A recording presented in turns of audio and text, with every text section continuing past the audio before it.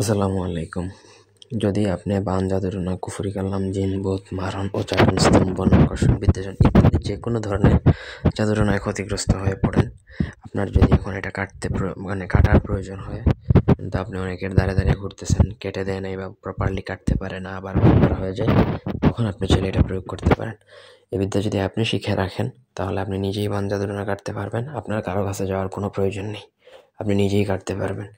টাকা পয়সাও খরচ করতে হবে না, এবং আপনি নিজে যতবারই আপনার উপর বান জাদুটনা বা জিন ভূতের আসর হোক না কেন, যেটাই হোক না কেন, আপনি সেটা কেটে ফেলতে পারবেন। পুরো ভিডিওটা না টেনে শেষ পর্যন্ত দেখবেন। আমার চ্যানেলটা সাবস্ক্রাইব করবেন, লাইক, কমেন্ট, শেয়ার করবেন।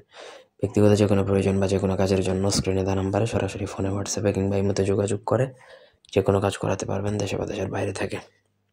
তো স্ক্রিনে যেই আপনি আয়াতটা দেখতে পাচ্ছেন ইসলামী, সেটা আপনাকে মূলত মুখস্থ করতে হবে। এটা খুব সহজ। আমা ফাইন মুবরিমুন, এটা আপনি মুখস্থ করে নেবেন।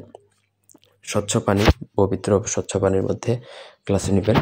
তারপর প্রথমত 3 বার দুরূদ শরীফ, তারপর এই যেই দোয়াটা স্ক্রিনে দেখতে পাচ্ছেন সেটা আপনাকে 21 বার পড়ে 21টা ফু দিয়ে, তারপর পানির মধ্যে 21টা ফু দিয়ে, তারপর আবার 3 বার দুরূদ শরীফ পড়ে সেই পানিটা আপনি খাবেন, এবং সেই পানি দিয়ে 7 দিন গোসল করবেন। আপনি চাইলে আরও বেশি গোসল করতে পারেন, এটা ভালো জিনিস।